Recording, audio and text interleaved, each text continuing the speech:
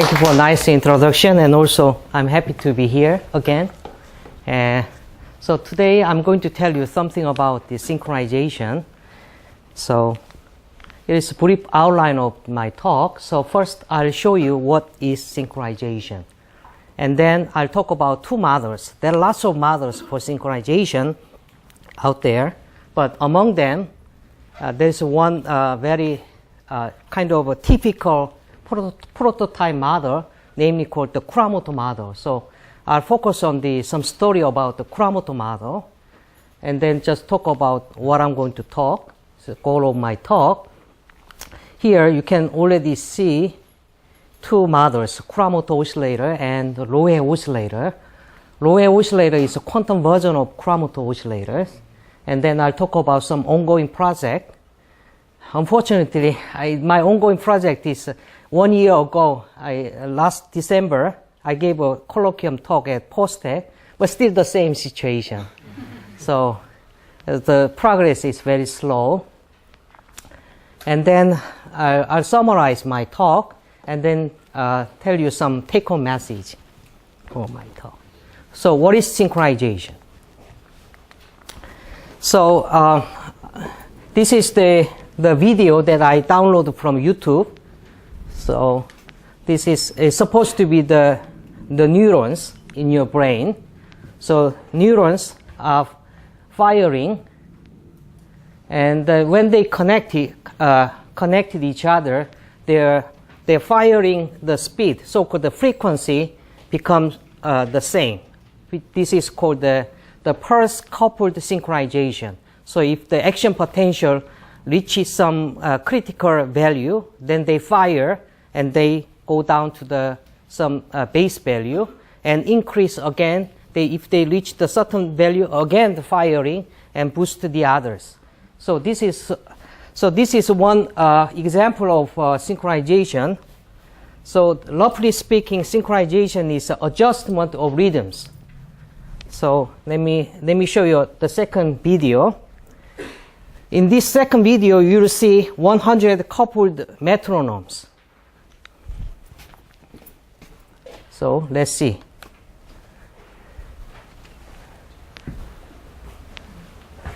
So we have 100 metronomes.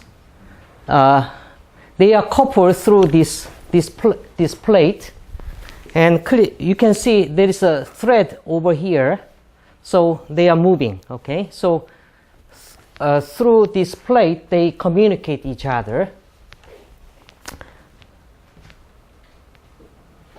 At the moment, you don't see any order, but you will see soon.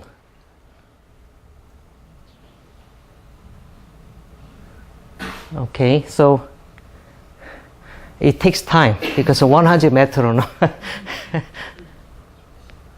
But certainly you see some this partial flocking here. But if you wait long enough, then everybody is synchronized. Okay, their phases are the same. So this type of synchronization is so-called the phase-coupled synchronization. So in literature, there are two types of synchronization: the pulse-coupled one and this phase synchronization. It turns out this phase-coupled synchronized model is easier to analyze. So in my talk, I just focus on this phase-coupled synchronization. Yeah, you see? Yeah. So what is the phase-coupled synchronization? You can imagine we have a rotors on a circle rotating with their natural frequency omega I. So it's a natural velocity for phase velocity. If there is no coupling here, they just rotate with their natural speed omega I. And then when they begin to interact through the sine coupling, I'll show you why sine is here later. And K is the coupling strength and is the number of rotors here. Okay, so this is simple ODE model. So simple, but still a lot of mystery on this simple model. So the first one that I will talk about is a Chromatus oscillator that I just showed you. So let's imagine we have a network. We have a classical network graph. We have a vertex. We have these two vertices connect through some edge. Okay, this edge has some capacity weight. So let's think of this, say, complete graph. And each vertex, you have an oscillator. The state of oscillator is represented by some complex valued function. Here is z sub I. So it's changing time. It's complex valued. So suppose they are coupled through this complex valued ODE system, so-called the complex Ginzburg-Landau equation, space homogeneous one. And then they are coupled through this linear coupling. It's a linear. So if you turn off the coupling strength, this one, because Zi is a complex valued number, is complex number, so you can use this polar coordinate representation. You plug these ansatz to here, and you compare the real part and imaginary part. Then the amplitude, which is magnitude, and the phase are completely decoupled. Okay, so the phase velocity is a constant. So, and the amplitude satisfies this simple ODE. Certainly, you see that Ri equals 0 or equal 1 are equilibrium. Okay, but if you just use the simple phase phase analysis, you can see that Ri equals 0 is unstable. But Ri equals 1, which is the unit circle, is stable. It's so-called the limit cycle for this coupled system. So, okay, so we have this limit cycle solution for this guy. Now, but when you couple this Landau-Stewart oscillator through this linear coupling, if you increase k, the still limit cycle exists. But it doesn't need to be the unit circle, but there's some circle. But if k is too large, then every oscillator died. Okay, they don't oscillate, just dead. So-called the complete oscillator death. So for a certain range of k, you still expect a limit cycle. So without generality, I just normalize the amplitude 1. So I just plug these ansatz again, this equation. Then if you compare the imaginary part, then you get the sign this Kuramoto model. So the sign comes from the polar coordinate, okay, Euler formula. So this is the prototype phase model for synchronization in literature. This model was proposed by Japanese physicists in 1975. So it turns out last year was a 40 years birthday of this model. So in Max Planck in Dresden in Germany, they celebrate this model. Okay, there was a meeting for this model. Now, let's imagine here. Now, I want to ask you to imagine. Okay, so let's suppose we have a quantum network.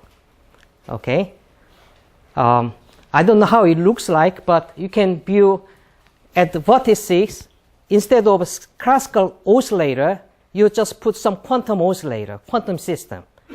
These two oscillators, quantum oscillators, they interacting through some laser, the pulse of laser. This is just a cartoon. Okay, so, and then, so you can imagine how can we synchronize this quantum system located at each vertex of quantum network. Fortunately, 2009, the Australian physicist Max Lohe proposed the following matrix-valued ODE system.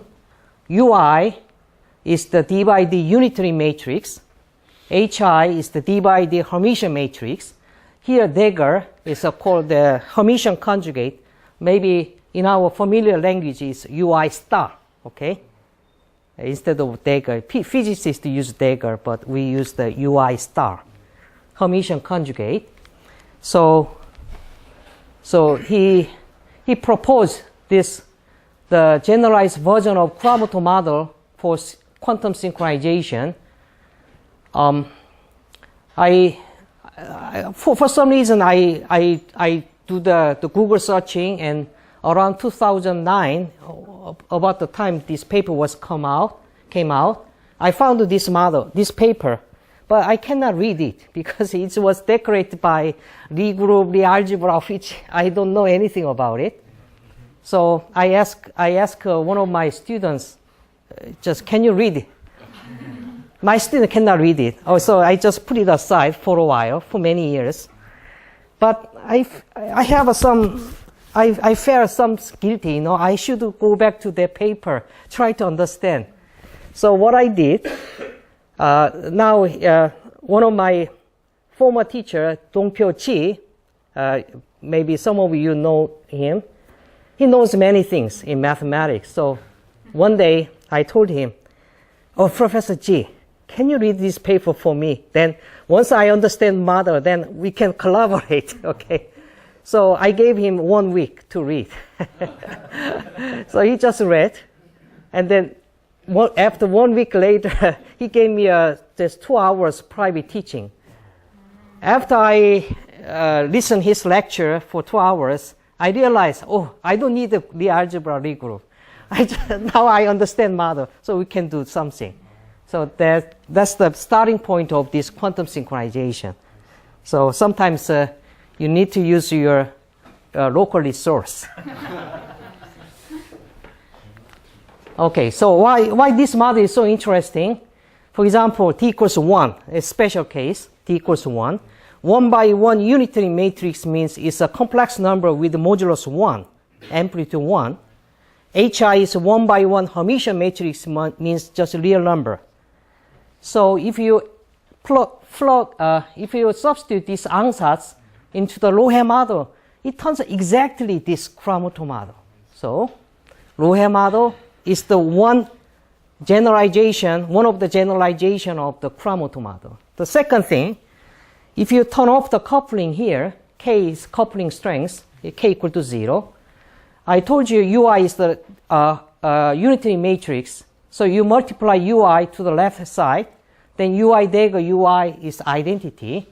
So you get the just Schrödinger equation in finite dimensional form. So formally you have this solution formula.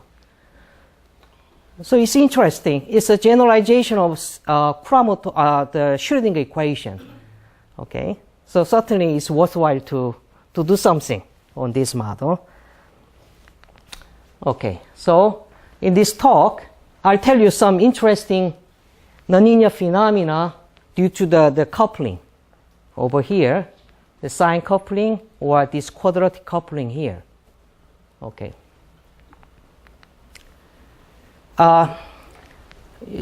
This is a simple ODE system. The right-hand side is autonomous ODE system and it's continuous, even Lipschitz continuous.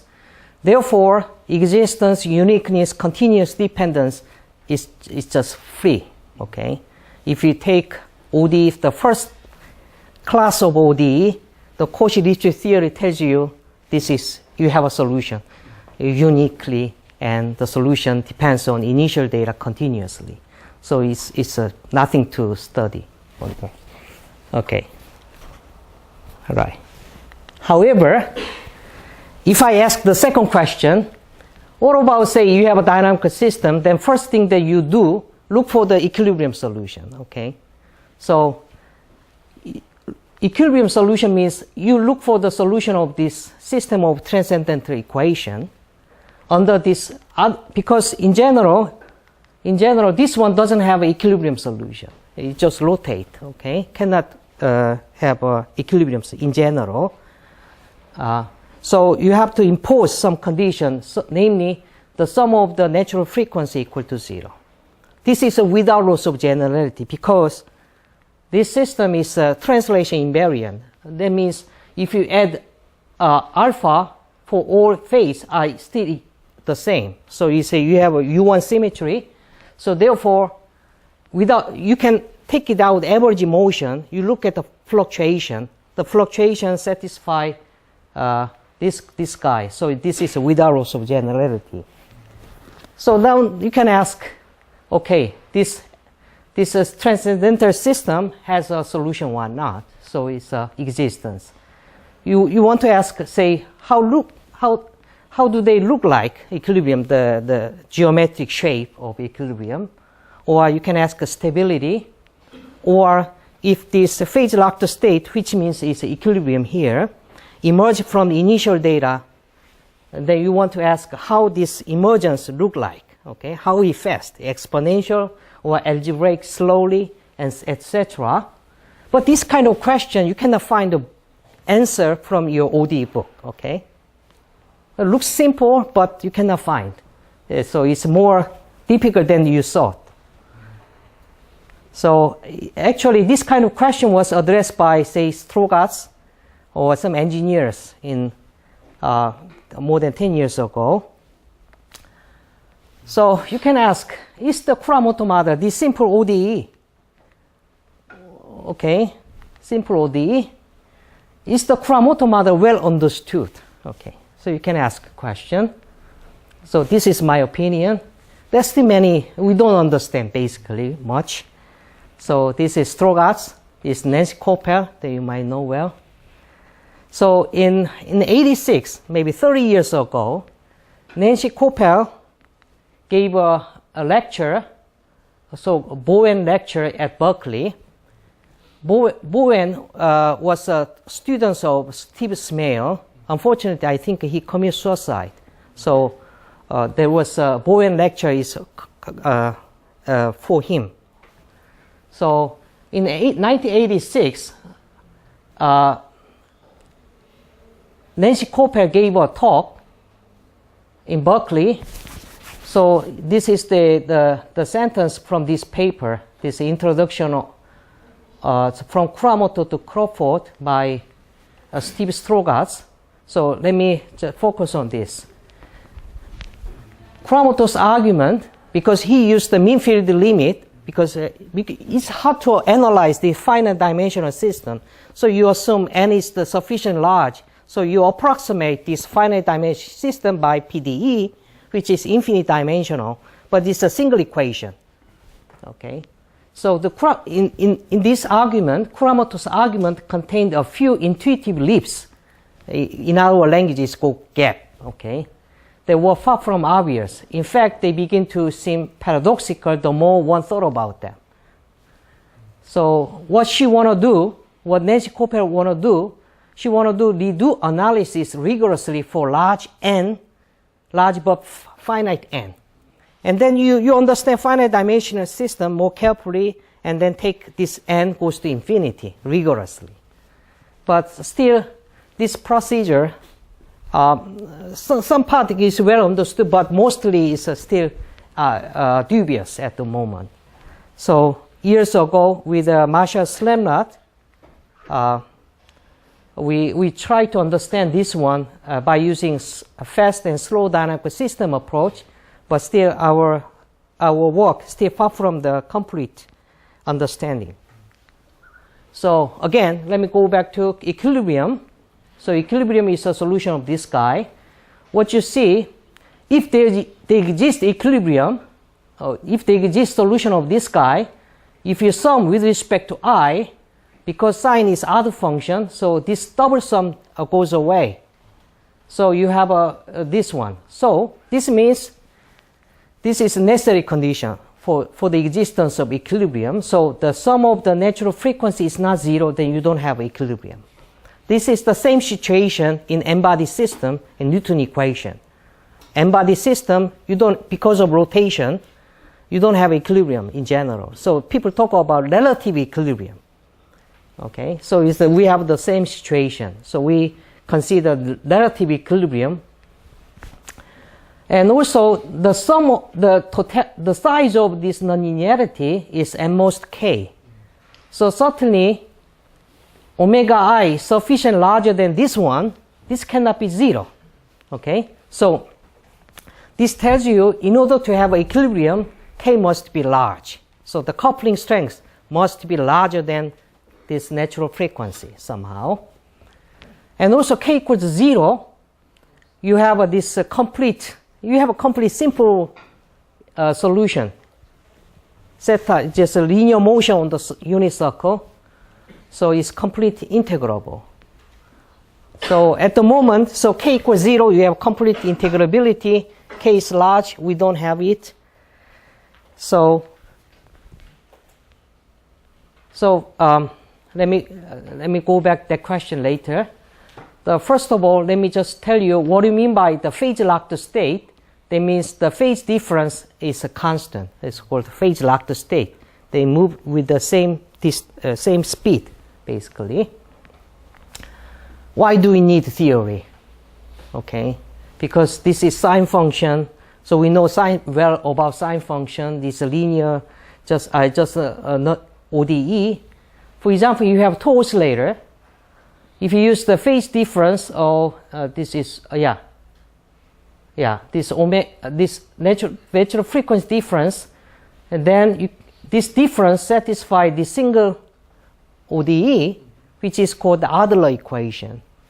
This Adler is the father of remote controller, so it's the father of this guy. Okay, so this is completely integrable. That means because it's separable, so if you spend some hours, then you can find this implicit representation of solution. It's too complicated. First of all, it's too we know solution, but it's too complicated. So it's not easy to study the property of solution. Okay. And then what about any greater equal 3? We have 3 oscillator, 4 oscillator. It's still not known whether this Chromatus model has an explicit solution or not. It's not known. Surprisingly, it's not known. But special case, instead of sine coupling, if you have a cosine coupling, this system is completely integrable. You can write down the solution, explicit form. Yeah. But the sine coupling, no. Okay, so let me show you some numeric simulations using Chromatus model. So we have 50 oscillators on a unit circle. Initial phase is just randomly distributed on the circle. Natural frequencies are chosen from this interval randomly. We take a coupling strength k to be 0.8.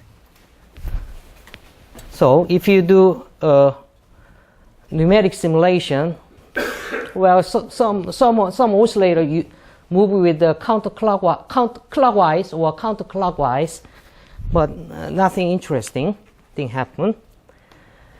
So in the second simulation, I take the same situation except the coupling strength. Previous simulation coupling strength to be 0.8. Now I took 2.2. Okay. Then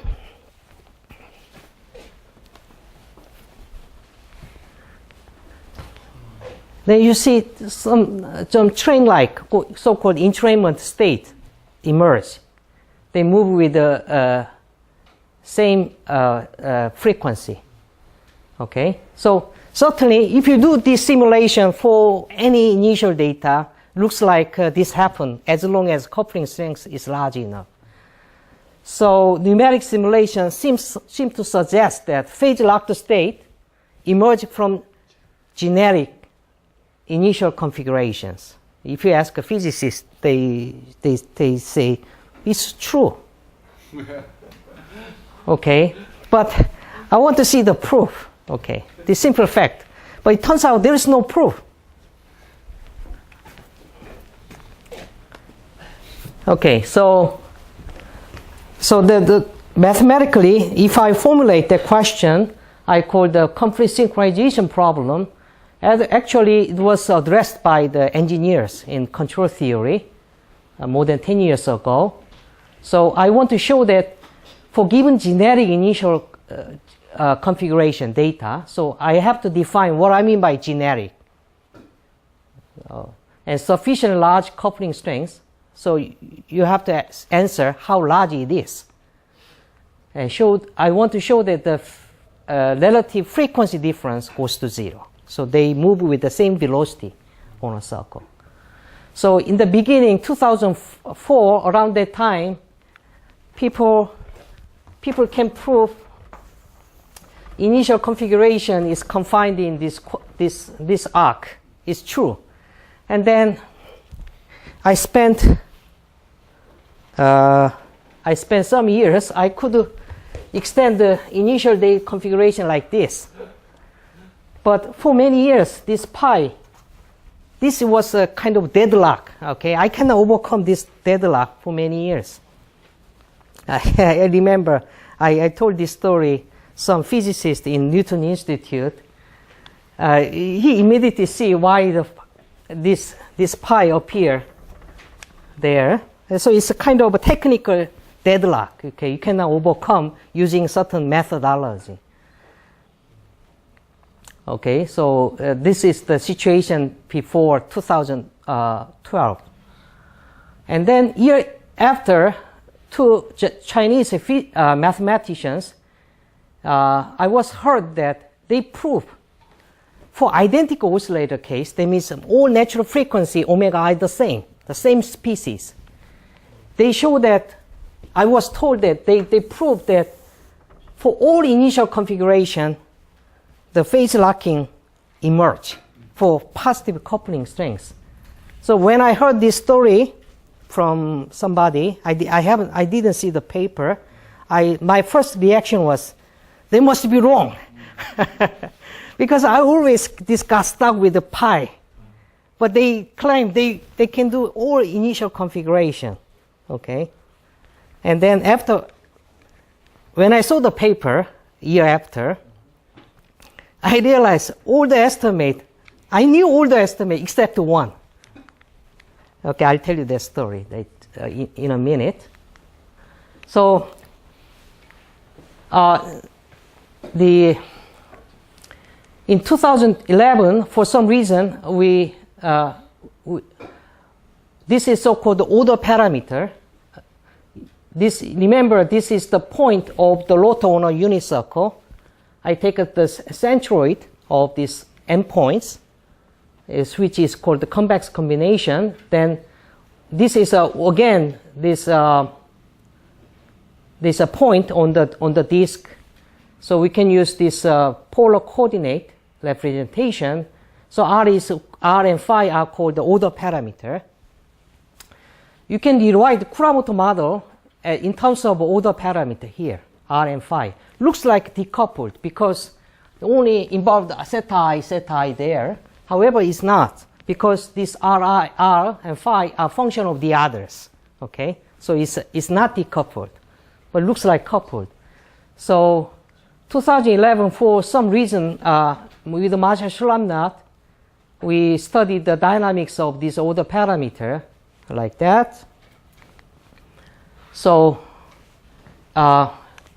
actually, it was done in 2014 in the summer, but the paper appeared 2 years later. In the meantime, we had a lot of trouble to publish the paper.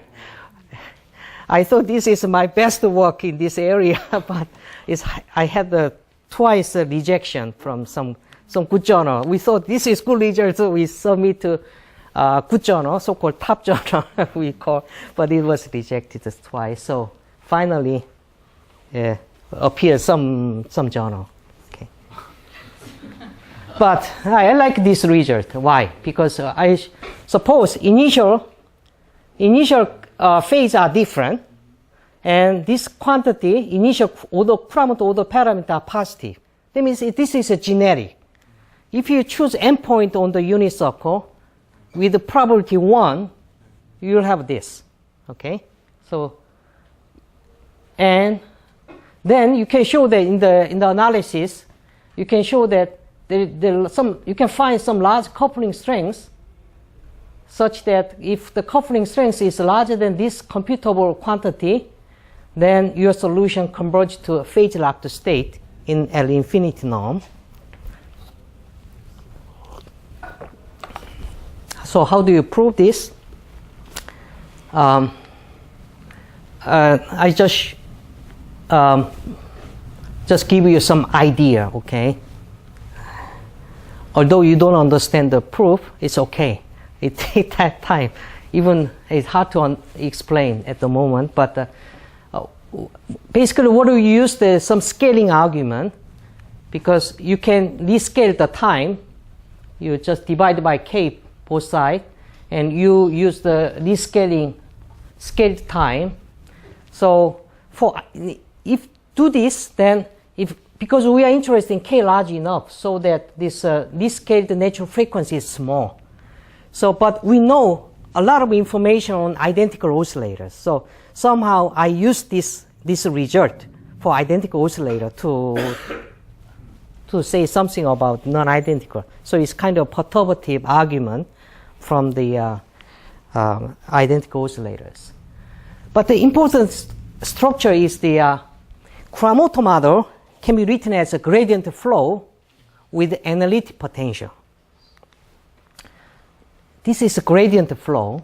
That means if you define the potential like this, linear and this cosine, the Chromatus model can be written as gradient flow. Okay, so suppose if you have a gradient flow with analytic potential, then what you can show, as long as you can prove uniform boundedness, implies convergence, that they are the same. Of course, convergence implies the uniform boundedness. The other way, uniform boundedness implies the convergence. This is not trivial because this is a high dimensional. The phase space is n-dimensional. We know that n greater equal 3, uniform boundedness doesn't imply convergence. You might have some chaotic dynamics, okay? So, but the gradient flow with analytic potential give you this good property. So now we need to prove the uniform boundedness of fluctuations. So here's the some technical statement. Initial configuration is uniformly distributed in this interval. If you choose coupling strength is large enough like that, then you can show that the diameter is uniformly bounded. So this is technical lemma. Yeah. So, and also you can ask how many equilibriums are there. It turns out even for identical case, you can find continuum number of equilibrium. So I have to restrict some condition. Otherwise, you have a continuum number, like the number of real numbers. So we need to restrict with a positive Chromatus order parameter. Okay. Without this, you have an infinite number of phase-locked state. So then, what you can for identical case, you have this number of non-equivalent phase-locked state. For non-identical case, at this moment we only know the upper bound. So we have a finite number, but we don't have an exact number at the moment.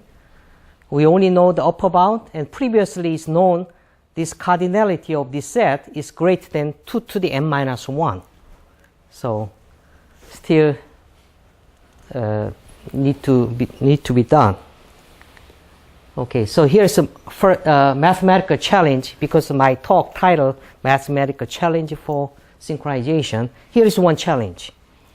You add this so-called phase shift, physics is called the frustration. You just add a little bit perturb, alpha ij adding. If you perturb a little bit, then this guy lose the gradient flow structure. So it's not a gradient flow anymore. So therefore, you cannot use this good machinery from the gradient flow. But all fluctuations are the same, and the absolute value is less than pi over 2. You can still show that some restricted class of initial data leads to synchronization. But numerically, if you do numeric simulation for generic initial data, you still have a synchronization. But we cannot prove it at the moment, simply because I cannot use gradient flow structure. So we need a new methodology. So for example, if you look at this particle system, there seems to me some rhythms appear there. But I don't know how to how to analyze this guy. Moreover, if you look at the order parameter, there seems to be the order parameter R. There seems to be you have some rhythms, some regularity here. And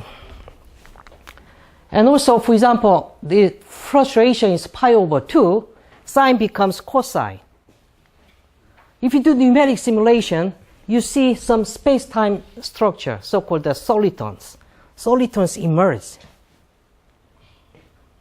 But I don't know how to prove it. So that's the one mathematical challenge that we can do. Still, we don't know how to do this. Okay, so let me switch to the second topic, the quantum network. Again, I told you, imagine we have a quantum network. At each node, you have a quantum system. So I want to synchronize all quantum systems with the same wave function, say. So the question was addressed by physicist Kimball from Caltech in Nature. So can we make all quantum state at each node synchronized through some dynamic process? Of course, at the moment, still, this is the it exists in our imaginary at the moment. But in 2012, the French physicists, American physicists, actually, they show that you can control one single quantum system through some laser. Okay. Now we can control the quantum system. So they got the Nobel Prize for that. Still far away from the real commercial thing. And just a couple of years ago, I flew from Torino in Italy to the Rome. This is the picture of the Fiumicino airport. It's very notorious for slow processing. So I saw some sentence on the wall of one of the buildings there. They said, if you cannot predict your future, design your future. Okay. So don't rely on 순실. Okay. Okay. So I found that Abraham Lincoln said the same thing.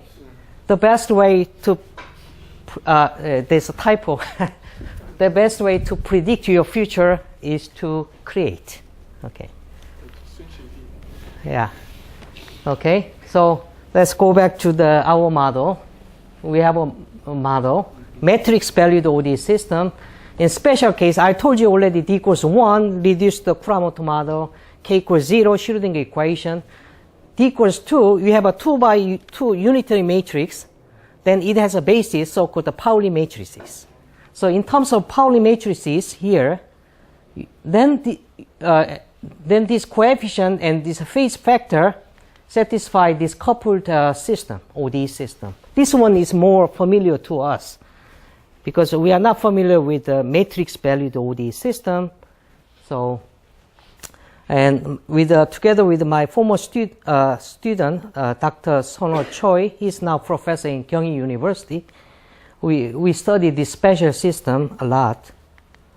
Now, looks complicated, but there's beauty hidden there. I know only two beauty. Invariance of this quantity. This quantity, UI dagger, a time derivative is invariant along this rho f flow. You just take time derivative and then plug this, and then you can show that. The other thing is invariance under right multiplication by unimatrix. I mean, original variable UI, you multiply to the left the unitary matrix, and this quantity satisfies the same equation, except initial data is shifted. Okay, this is reasonable because For example, Chromatus model has this rotation invariance. This one is a generalization of that guy. Somehow invariance should be there. This is invariance. I don't know the other invariance, but this is all I know. So we have to define what I mean by phase-locked state, because in this Chromatus case, phase-locked state means phase difference are constant. Now our object is a matrix. Can you imagine matrix? Their distance is constant. So you have to define like that. So here is the definition.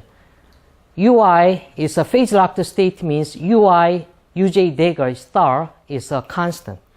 In special case, this reduced to the zeta I minus zeta j is constant. So it's a generalization of the Chromatus case. And then we have to define what I mean by this matrix flow tends to the asymptotic phase locking, means this matrix converges to some constant matrix.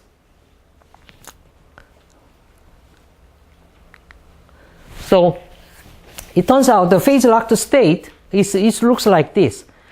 The phase-locked state, the amplitude is the unitary matrix, and times you have a phase factor which is a matrix exponential. This lambda satisfies this relationship. Okay. So then how to prove from generic initial data or from some restricted initial data how as t goes infinity the solution approach to this state. How do you prove? So this is one strategy. We use the first of all, this matrix norm is called the trace norm. So in trace norm means, so matrix A basically is a generalization of L2 norm. Is A trans A, so and take a trace and take square root. Okay, this is called the trace norm. So if you define this quantity, this scalar quantity is called diameter of this guy, then it turns out this diameter satisfies this differential inequality almost everywhere, of course. So this is the main thing, to derive this quantity. If you just do just do simple you need several pages of calculation of, but then you can get this quantity. So so you can prove if coupling strength is large enough. Sorry, this is H. A lot of typo. Still, whenever I give a talk, I found a typo, but after I finish, I don't look at the file. Still, the mistake propagate over the time, over the year actually. So if initial data is inside this ball with the radius alpha satisfies some relation, then you can show that this quantity approach to the phase-locked state exponentially fast, etc. So let me skip this one. Now, so with the ongoing project, say again you have this Lohe model. You can view what happened. The number of matrices goes to infinity. Okay, so this is natural question, right? If n is large, like n is 10 million, you cannot deal with this big system. So we want to approximate by some PDE. So this is going to work. I finished first again a year ago, but still no time to revise. So you introduce some distribution function on this regroup unitary group and associate with the Lie algebra. So this is our phase space. You want to consider density function on this phase space. Then if you use some statistical mechanics idea, so-called the BBGKY hierarchy, then you can formally derive this kinetic model on this group manifold. So formally you can prove This mean field limit in any finite time interval, this is called Wasserstein 2 distance. You can measure your empirical measure and the distance between empirical measure and your limiting density function using Wasserstein 2 distance. So certainly I believe this is maybe interest subject in algebra. You have some re-algebra, regroup, then we want to add some PD technique to resolve some group theory problem. But I don't know. This is my hope. Okay. Okay. So second mathematical challenge is the synchronization of active particle. So far, we only consider just mechanical oscillator. So if you know the position, then you know everything. But in fact, in reality, it's not, right? People have different temperature, temperament, etc. So there's some internal state should be added.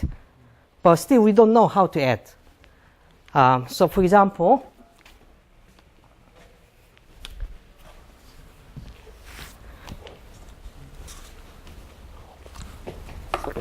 maybe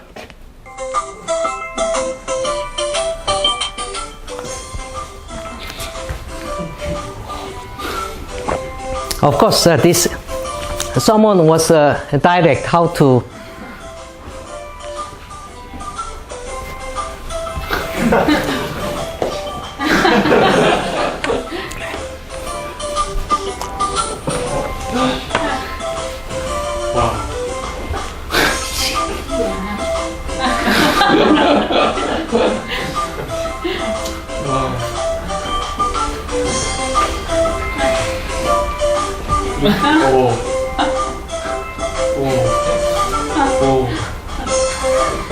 Okay, so yeah, 3 cats also. You want to see more? Okay, oh, sorry.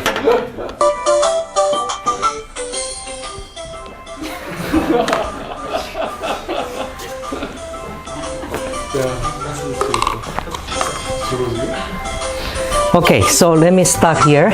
And so certainly from this example, this video, somehow in the synchronization, this active particle, so we have to merge with a learning theory or some game theory together with this synchronization. So it's a synthesis of classical synchronization and mathematical learning theory or something like that. But the theory is still far from the beginning also.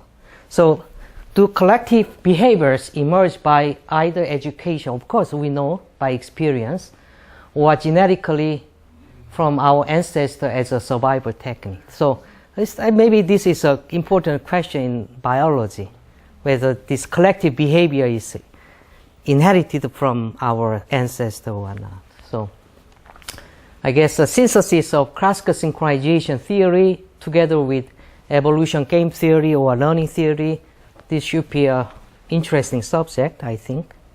Will be, I think. So let's summarize. So far, in this talk, I'll talk about these 2 basic toy models, Chromatus model and Lohe model. Recently, I wrote a survey paper in EMS, collective synchronization of classical and quantum oscillators. So if you are interested in this subject, just let me know by email, then I can. So if you're interested, just do it. Right, now take home message. This is the so-called, this picture of Karl Deodori. He's a Greek German mathematician. He was born in Berlin, but most of the time he stayed in Germany. So he developed this calculus of variation and measure theory we know from real analysis. So in 1936, there's a 300th birthday of Harvard. He gave a talk. This is the sentence. At the end, okay, let me read for you.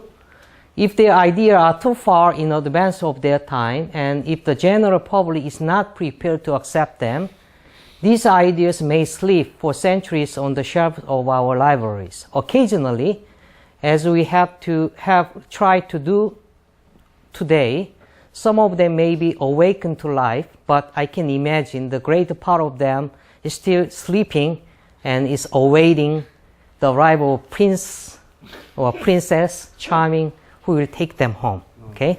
So I hope some of you may take some of the lessons from this lecture to your home or your research area. Thank you.